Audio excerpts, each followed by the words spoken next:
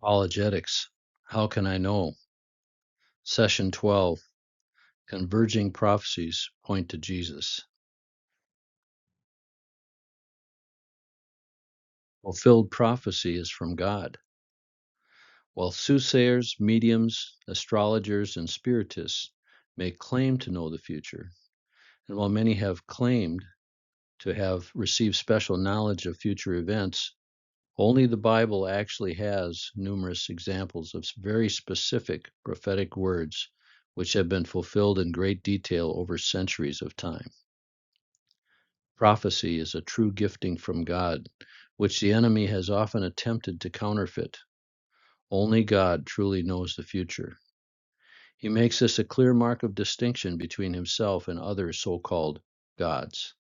Speaking of vain idols, he says, "Tell us what is to come hereafter, that we may know that you are gods." Prophetic glimpses of God's plan. God used prophecies to describe what he intended to do so that we could recognize his hand when he fulfilled them. He laid out a wealth of information regarding his plan to save the world, and especially to describe and identify the Messiah. Not only do we have information about where and when he would be born, what he would do, how he would die, but even that he would be raised from the dead. God told us that he would reign over a kingdom that would fill the earth, and that millions from every heritage and family background would be blessed through him.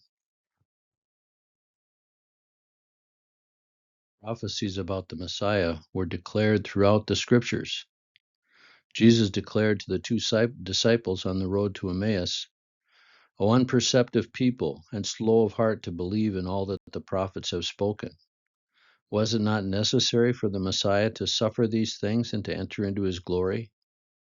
Then, beginning with Moses and with all the prophets, he explained to them the things concerning himself in all the scriptures. Luke 24:25-27. Clearly, Jesus thought that there was enough prophetic information available that they should have recognized what the Messiah's mission would entail. Jesus emphasized prophetic fulfillment. Later that same resurrection day evening, Jesus declared to the disciples, "These are my words, which I spoke to you while I was still with you, that all things which are written about me in the law of Moses and the prophets and the Psalms must be fulfilled." Then he opened their minds to understand the scriptures. That's Luke 24:44 and 45. Prophetic information about Jesus is scattered throughout the entire Hebrew scriptures. They point to him and were fulfilled by him. They present us with good evidence that shows that he, Jesus of Nazareth, is indeed the promised Messiah. Converging evidences. When different lines of evidence point to the same conclusion, the strength of their argument becomes stronger and more difficult to dismiss. The more prophetic declarations that clearly describe or have been fulfilled by Jesus, the more difficult it is to ignore the conclusion that they point to. He is the Messiah. What is prophecy? We are not talking about predicting trends or extrapolating probabilities from data or current events to anticipate future events a few decades in the future. We're talking about information given to people by God, that was their claim, that speaks of events happening centuries in the future, events certainly far beyond their ability to control, manipulate, or even imagine. The fact that the Bible was written by over 40 authors, most of whom were widely separated by distance and centuries of time, excludes any possibility of collusion or conspiracy in the reception and recording of these prophecies. Not contrived, staged, or even imagined.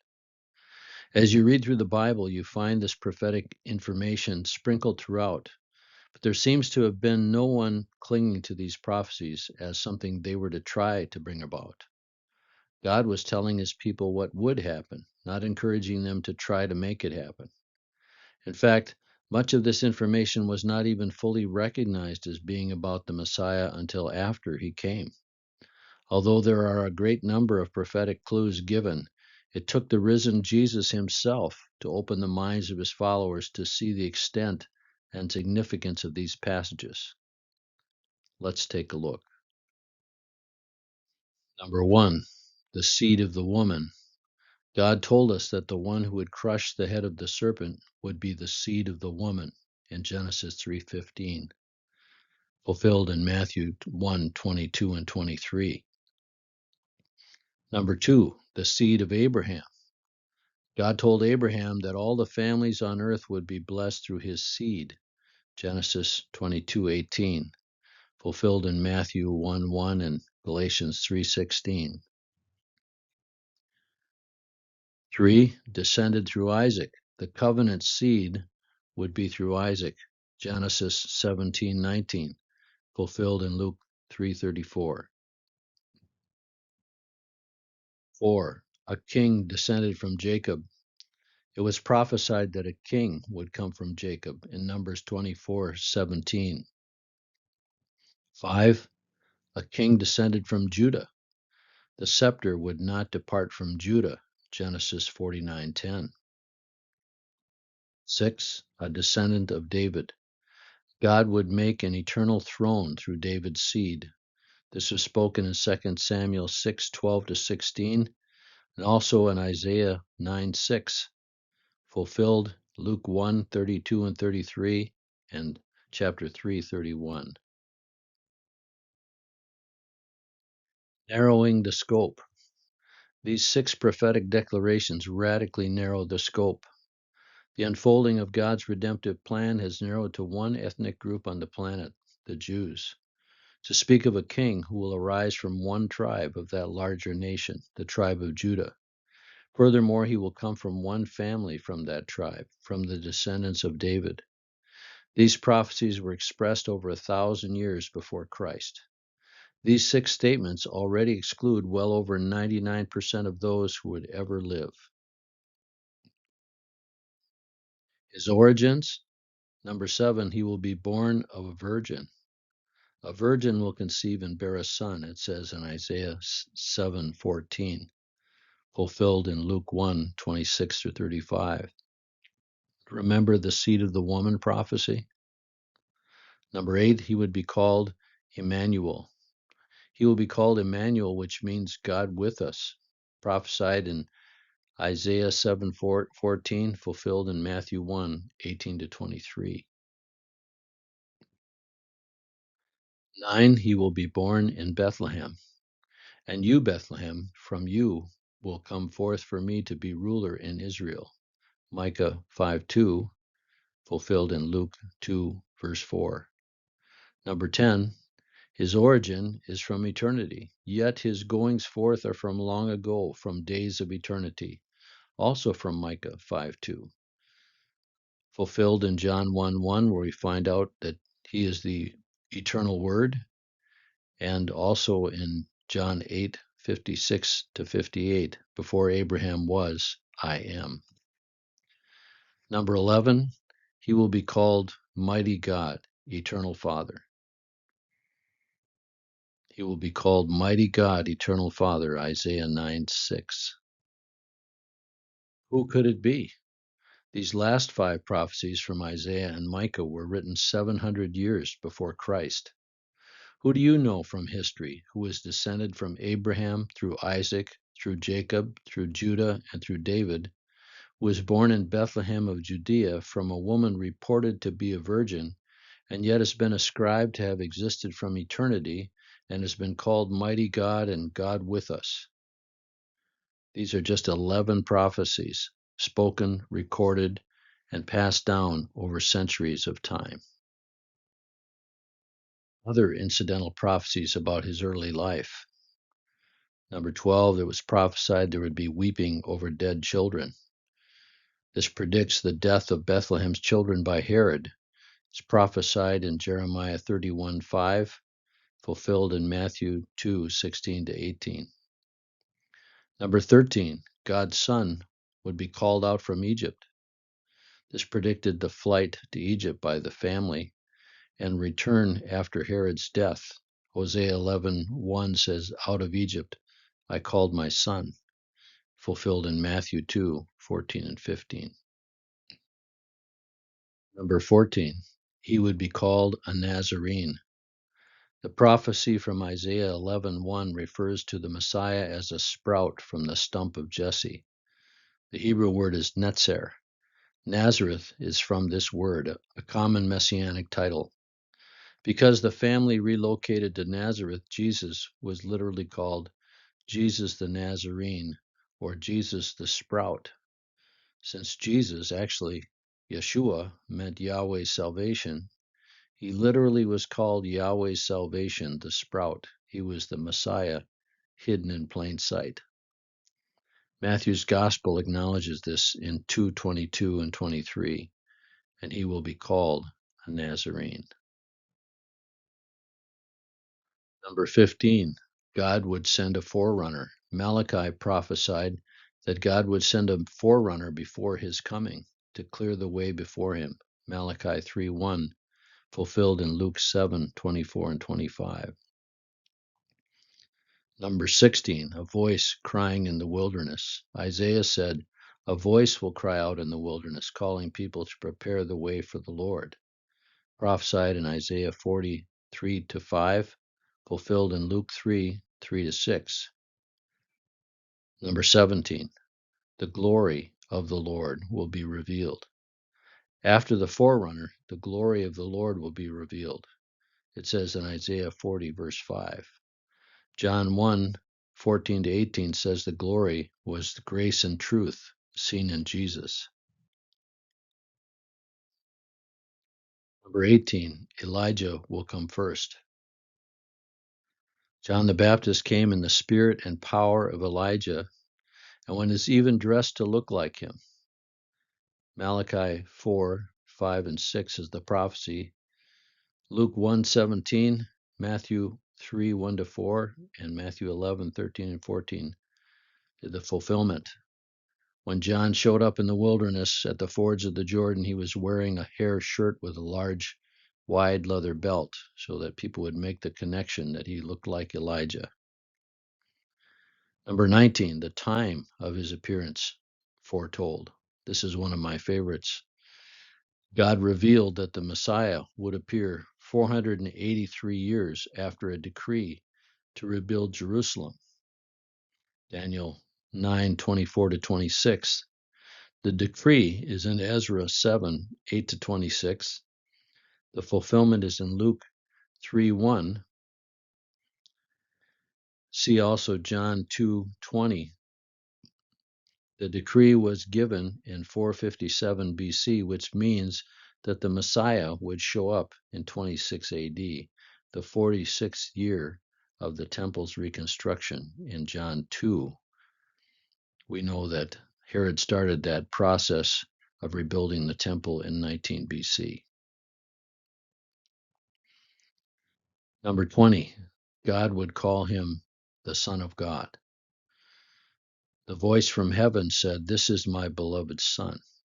Prophecy in Psalm 2, verse 7, the fulfillment in Matthew 3:17. This defies the imagination. Just these 20 prophecies that were fulfilled in the life of Jesus go far beyond what could have been thought to be coincidental.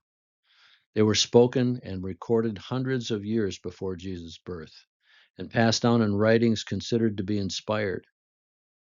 A man descended from Abraham, Isaac, Jacob, Judah, and David, who was conceived by a virgin, born in Bethlehem, yet somehow existed in eternity before his birth, who would be called Emmanuel and Mighty God, would be preceded by an Elijah-type forerunner, a voice in the wilderness, and would show up publicly in 26 AD as Messiah, and would even be called God's Son by God himself.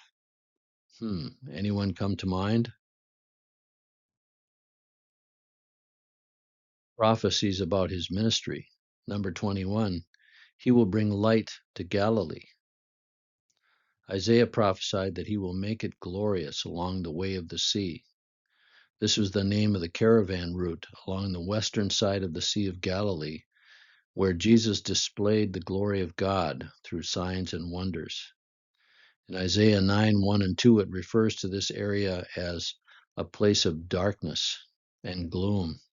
That's because the Assyrians had just taken away the 10 northern tribes.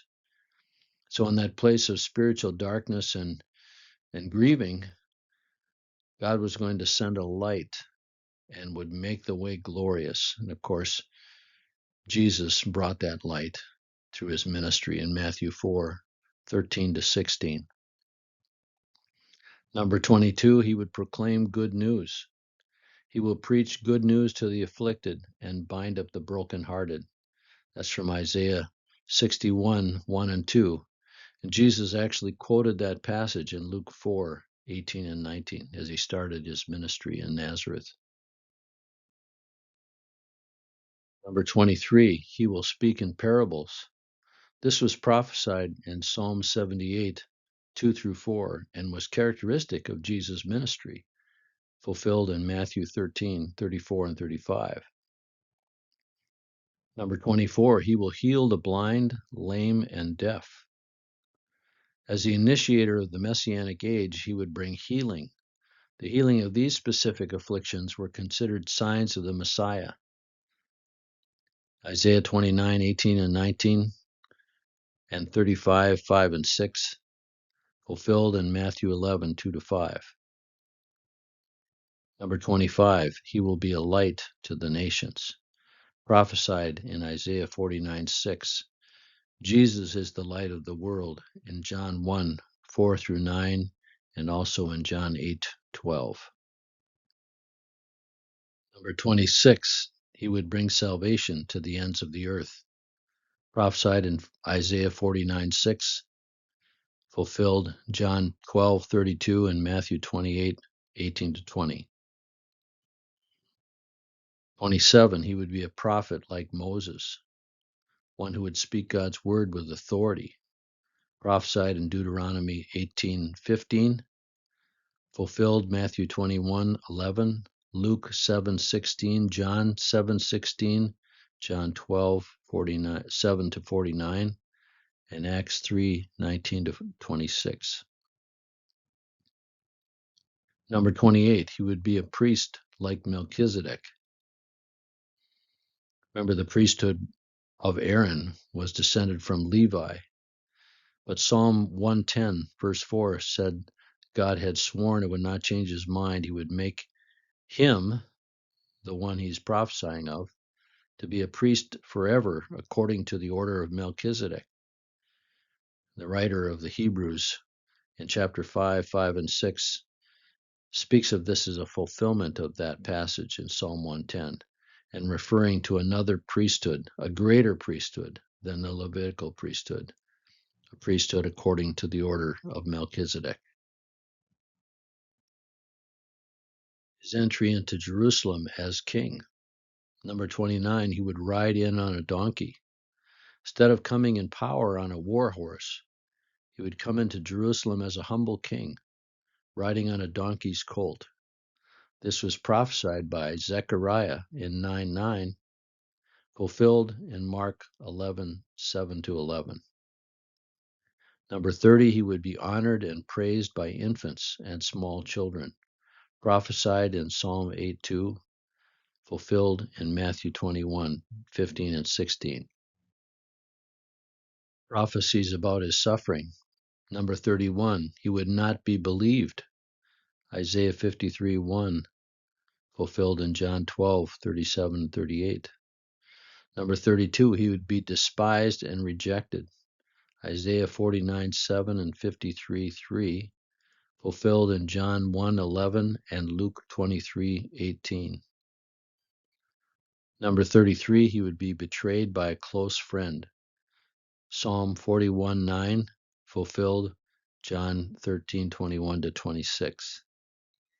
Number 34, he would be sold out for 30 pieces of silver. Zechariah 11:12, Matthew 12:15. Number 35, his disciples would be scattered. Zechariah 13:7 says, strike the shepherd and the sheep will be scattered.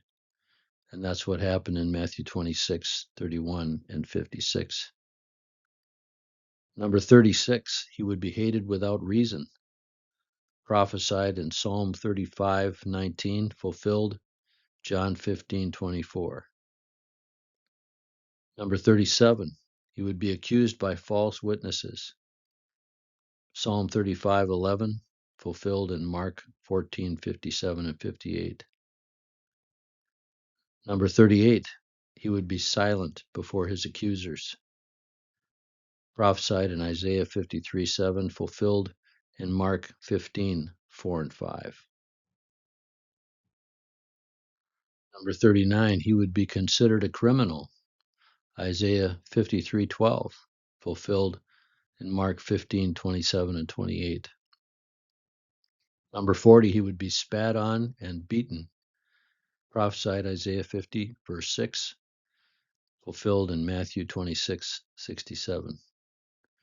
41, he would be whipped.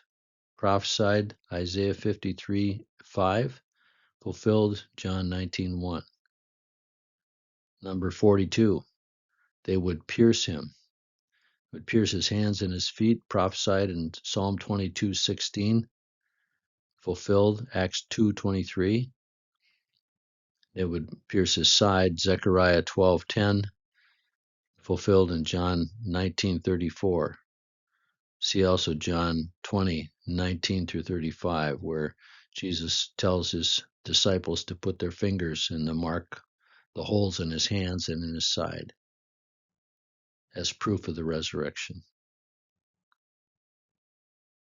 Number 43, they would sneer at him and mock. Prophesied in Psalm 22:7 and 8, fulfilled in Luke 23:35. Number 44, they would insult him. Psalm 69:9, fulfilled Romans 15:3. Number 45, they would gamble for his clothing. Psalm 22:17, fulfilled in Matthew 27:46. Number 46, he would suffer as a sacrifice for the sins of others. Prophesied in Isaiah 53:5, fulfilled in Romans 5:6 to 8. Number 47, he would be forsaken by God. Psalm 22:1, fulfilled in Matthew 27:35 and 36. Number 48, none of his bones would be broken. Prophesied Psalm 34:20, fulfilled John 19:32, 33, and 36. Number 49, he would be buried in a rich man's tomb. Isaiah 53:9, fulfilled in Matthew 27:57 to 60. And number 50, he would rise from the dead. Psalm 16:10 and Psalm 49:15, fulfilled Mark 16:6 and 7. Probability that Jesus is the Christ. In attempting to grasp the astronomical impossibility of any person randomly fulfilling these, Professor Peter Stoner, in his book Science Speaks, applied the principles of probability and statistics to just 8 messianic prophecies.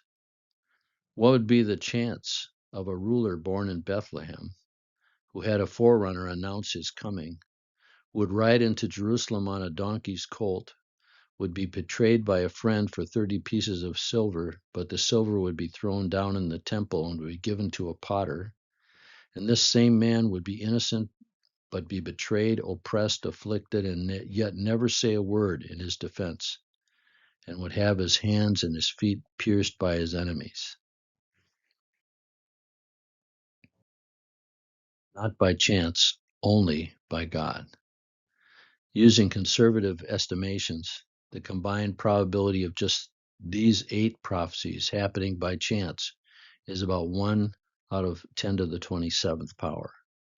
That would be like covering the state of Texas 2 feet deep in Girl Scout Thin Mint cookies, licking the chocolate off of just one cookie throwing it back in with the rest and somehow mixing up the whole batch and spreading it out evenly across the state, blindfolding yourself, and then wandering across the state for a week, and then reaching down to grab a cookie and to happen to pick the one cookie without any chocolate on it. That example is only dealing with 8 prophecies. When you consider there are literally hundreds of biblical prophecies that would predict not only who this Messiah would be, but why it was necessary for him to die, to describe in great detail the manner of his suffering and death, and that he would even rise from the dead on the 3rd day, and that repentance for forgiveness of sins should be preached to the nations in his name. While the thought that these events could take place by chance is virtually impossible.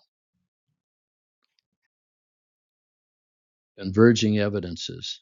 As you can see, the number of prophecies that point to the same conclusion is overwhelming. That conclusion? Jesus is the prophesied, promised Messiah.